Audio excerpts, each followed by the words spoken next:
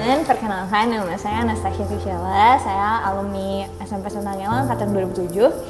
Saya juga alumni arsitektur Unpar angkatan 2013. Dan sekarang saya sedang menempuh S2 di SBM ITB, jurusan Creative and Cultural Entrepreneurship. Senang banget hari ini boleh sharing di sini. Dulu saya juga sama kayak kalian ikut pelajaran seni rupa. Sedikit cerita, dulu waktu kelas 8 tuh saya pernah ikut lomba Life Science Symposium dari Asia Asai. Terus dari yang tuh kita berempat, terus kita ditemenin sama beberapa guru, salah satunya sama Pak Dedi. Nah, saya dulu sempat mikir pengen banget tuh bisa jadi kayak Pak Dedi gitu, kayak jadi arsitek terus sambil ngajar juga. Terus puji Tuhannya sekarang kesampaian. Sekarang saya berprofesi sebagai arsitek dan sedang mulai merintis edukasi non formal juga buat mahasiswa arsitektur. Jadi yang mau saya sharing hari ini tuh yang pertama, kuliah arsitektur tuh ngapain aja sih gitu kan. Yang pertama, yang membedakan kuliah arsitektur sama jurusan lain tuh mungkin di arsitek kita punya yang namanya studio perancangan.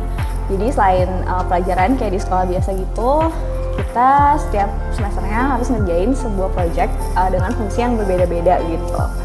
Semakin tinggi tingkatannya, semakin rumit dan kompleks sih proyek-proyeknya. Jadi kayak pertama kita bikin shelter doang, terus kita bikin rumah tinggal, terus kita bikin pusat komunitas, bangunan lebar, sampai nanti bikin high rise dan master plan juga gitu. Nah, studio ini nih yang biasanya bikin anak-anak arsitektur terkenal lembur terus, begadang terus, kayak nggak punya social life gitu. Soalnya kayak kerjaan kita sangat banyak, terus deadline-nya selalu mepet gitu. Jadi kayak kita buat gambar kerja, presentasi, terus sekaligus bikin maket juga. Terus yang seru nanti di tingkat terakhir tuh kita bakal bikin satu final project di mana kita boleh tentuin fungsi bangunannya kita sendiri, terus kita cari tapaknya dan kita research tuh dari awal tentang si bangunan yang kita mau buat itu. Waktu itu saya buat psychiatric hospital, rumah sakit jiwa. Terus seru banget gimana saya kayak benar-benar survei ke rumah sakit jiwa di Bandung.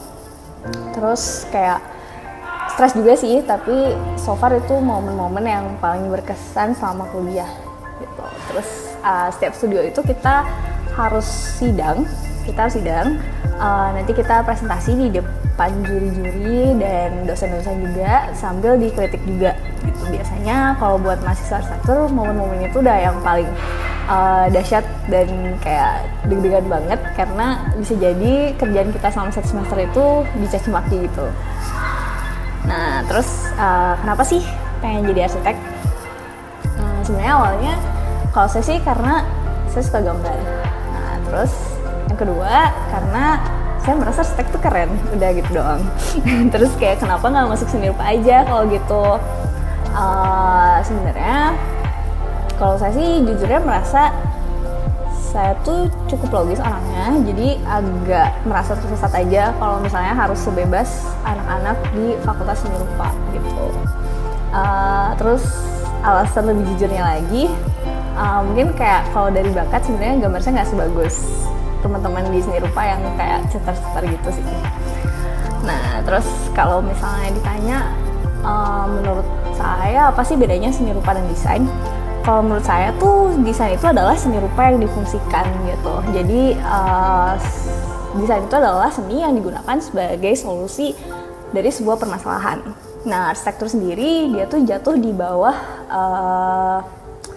skema desain. Itu di beberapa kampus jurusan arsitektur ada di bawah Fakultas Seni Rupa dan Desain. Nah, tapi kalau di Unpar tempat saya kuliah, arsitektur tuh malah ada di bawah jurusan Fakultas Teknik. Artinya selain kesenian gitu, ada keteknikannya juga gitu kan ya. Nah, banyak orang bilang arsitektur itu kombinasi sains sama arts. Jadi menurut saya arsitektur itu menggabungkan ilmu pasti dan seni juga gitu. Itu sih yang bikin arsitektur seru kalau buat saya, karena ya gimana penekanannya tuh kita nggak harus membuat sesuatu yang estetis doang, tapi juga harus berfungsi dan memberi nilai tambah sama kelangsungan hidup manusianya gitu kan ya. Jadi senangnya di situ sih, jadi kayak kita nggak belajar hanya dari seninya juga, tapi kita belajar manusianya gitu. Seringkali malah ketika kita mendesain sesuatu, kita tuh nggak mulai dari gimana ya komposisinya biar bagus atau warnanya harus apa ya. Nah, tapi kita akan selalu mulai dari perilaku manusianya, entah itu klien kita atau siapapun yang bakal menghuni si bangunan yang akan kita rancang itu gitu. Dulu kayak waktu skripsi saya pernah meneliti tentang anak-anak di kampung kota. Itu tuh menyenangkan banget gimana kita bisa benar-benar main sama mereka, kita mengenal mereka, dan kita tuh benar-benar tahu yang mereka butuhin tuh desain seperti apa gitu. Atau misalnya ketika dulu kita pernah juga ngerancang di revitalisasi daerah kumuh di Nyangseret, kita juga benar-benar secara intens ngobrol sama masyarakat di sana untuk tahu apa sih sebenarnya yang mereka butuhin gitu. Jadi pelajaran hidup yang bisa diambil dari arsitektur tuh banyak banget. Nah, terus itu kan waktu kuliah. Terus kalau udah kerja gimana? Dulu selagi kuliah saya masih sempat magang-magang juga sih, salah satunya di ZLA sama di Living Design International di Bali.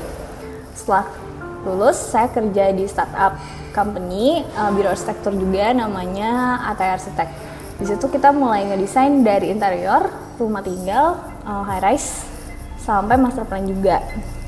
Nah, seru banget ketika kita kerja itu benar-benar ada momen-momen kepuasan di mana yang tadinya kita sketsa gitu kan, terus kita buat 3D modeling, nah buat market, terus akhirnya market itu tuh dibangun dan kita bisa benar-benar masuk ke bangunan yang udah kita buat gitu.